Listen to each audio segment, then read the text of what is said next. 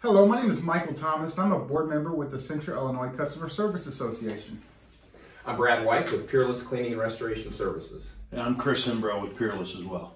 Thank you guys for making time for us today, and of course your membership. If you could, would you share a little bit with the audience about Peerless? Yeah, sure. So Peerless got started in Decatur, Illinois, of course, back in 1947, I believe it was. Wow. And Harold Bird originally started Peerless, and it was strictly really a dry cleaning business, dry cleaning, rug cleaning, and then also mat cleaning. And if you think about things back in like the late 40s, 50s, 60s, there were a lot of lampshades, draperies, shears, area rugs and things like that. So, and then of course there are a lot of upholstered items as well. Anyways, so he was primarily in what I would call the retail cleaning side of the business. And then Harold invented a vertical drapery pleater. So dry cleaning was a big piece of the business. So they did a lot of draperies. He invented a vertical drapery pleater that we actually still use today, which is quite interesting. That is interesting. And he had a partner, Mary and Jane, and so Harold decided, he was going to kind of go with a vertical drapery pleater. Marion didn't think it was a good idea. Their partnership split up.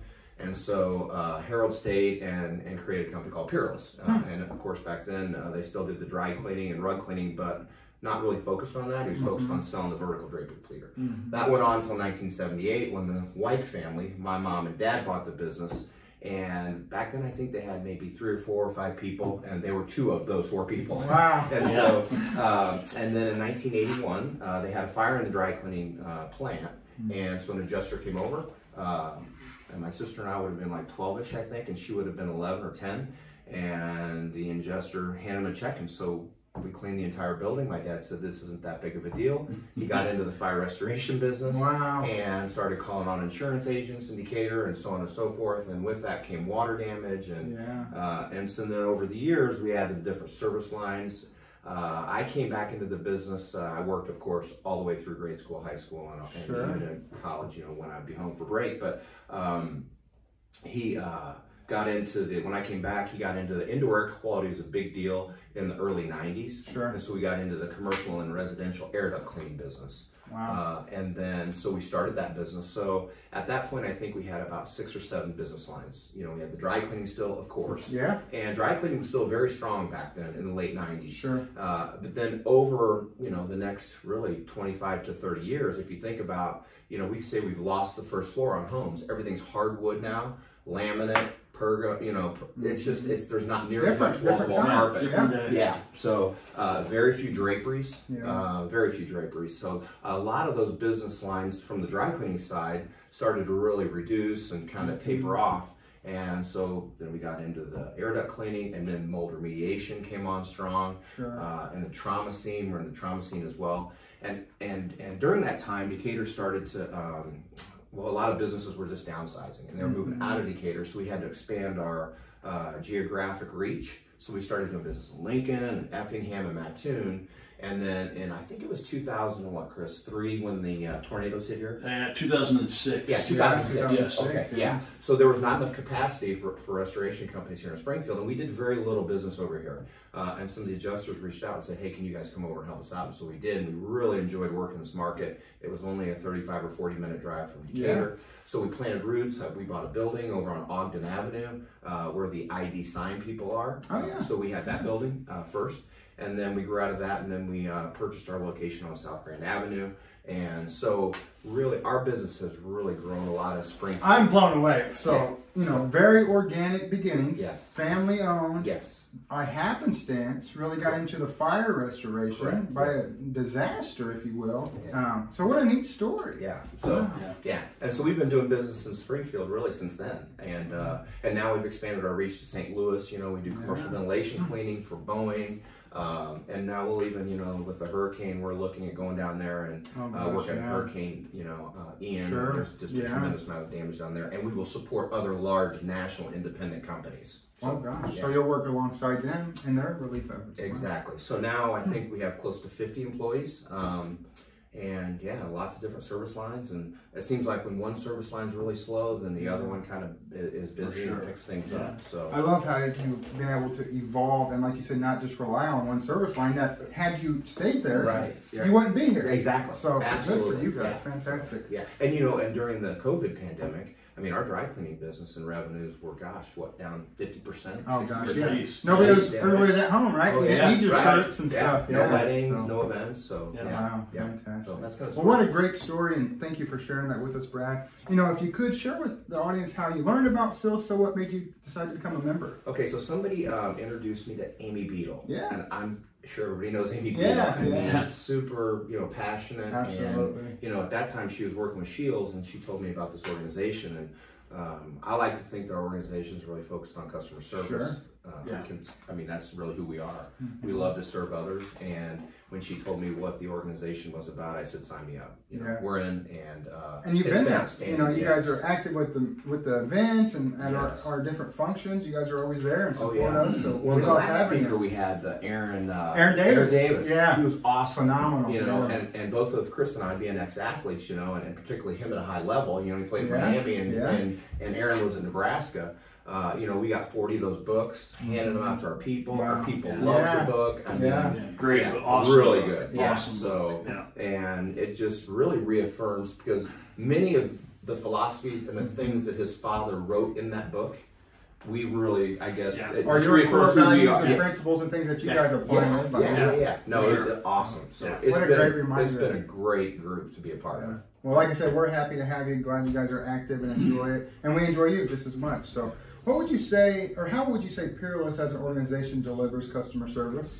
Yeah, I would say, as Brad just stated, customer service is really at the heart of our business. Sure. I mean, it is the heartbeat of Peerless. Mm-hmm. We're really pretty unique when you think about it, in that outside of our dry cleaning facility, almost everything we do is done inside of a customer's home or inside of a customer's place of business. Mm-hmm. And that's a unique thing. And so our work is really very personal. Absolutely. Because we touch folks in their most difficult times. When we walk into somebody's house to do fire restoration, water restoration, mold cleanup, we're walking into somebody's home or into somebody's place of business.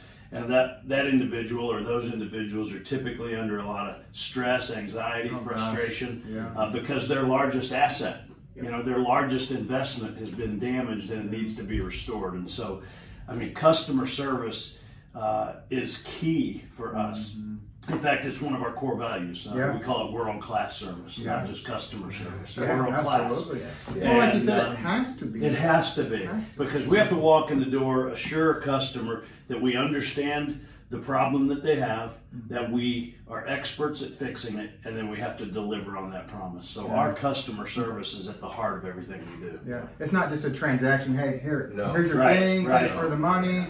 Yeah. You're with them for a time in some situations. Absolutely, for sure. And it's never a good time. Right. If you think about somebody having a house fire, and for most people, it's their largest investment. Life changing. Absolutely. Yeah. And so we don't take that lightly, for sure. I like to talk about it. We help put people's lives back together. Yeah. We had a water job in our home about 3 years ago. Yeah. And I mean, I was freaking out at 1 in the morning for our whole first floor house covered in water.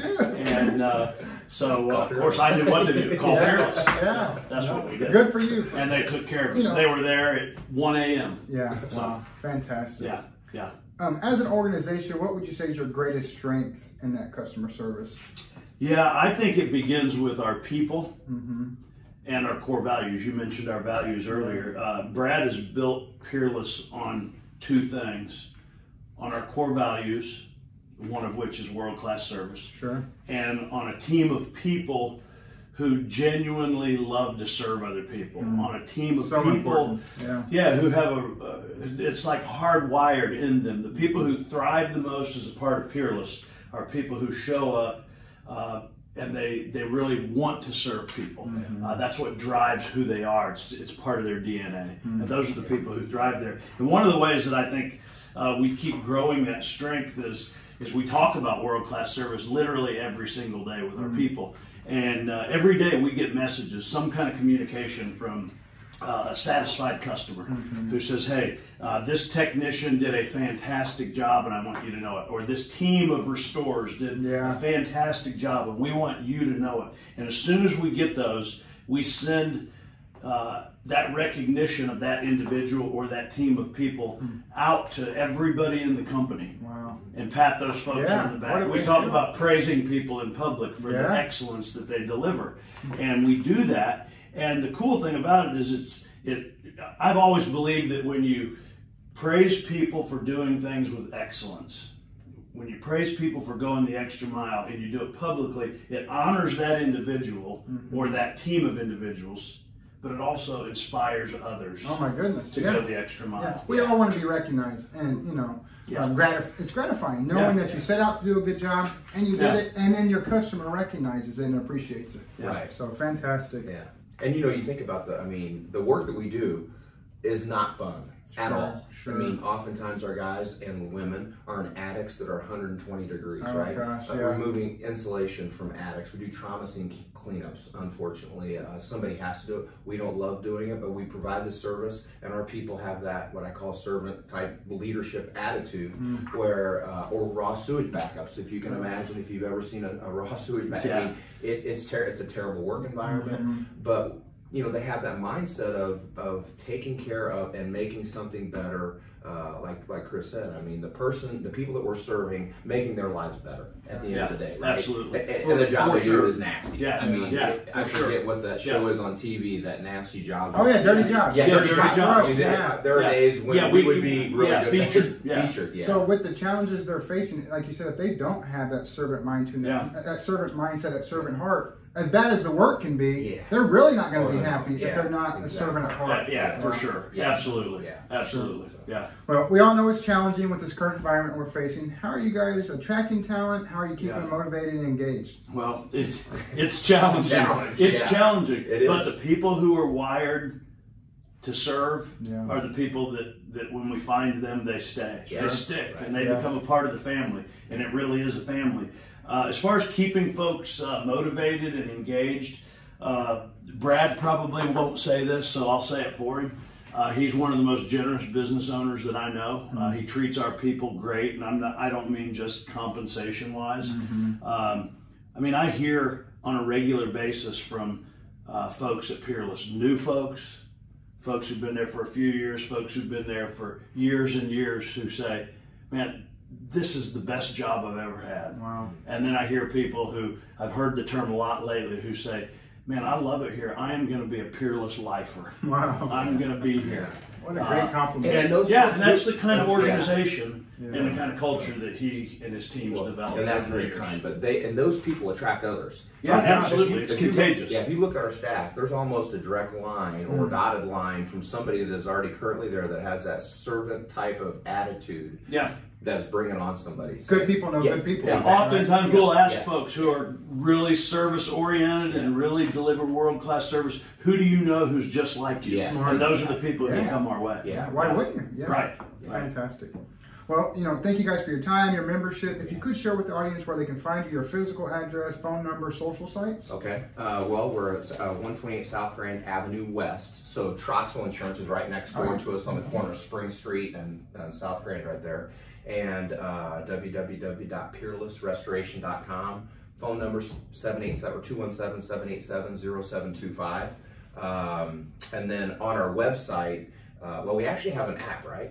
We do have. Yeah. I mean, you can go to the app store, download the app. It's got all of our contact information, my cell phone, Chris's cell phone.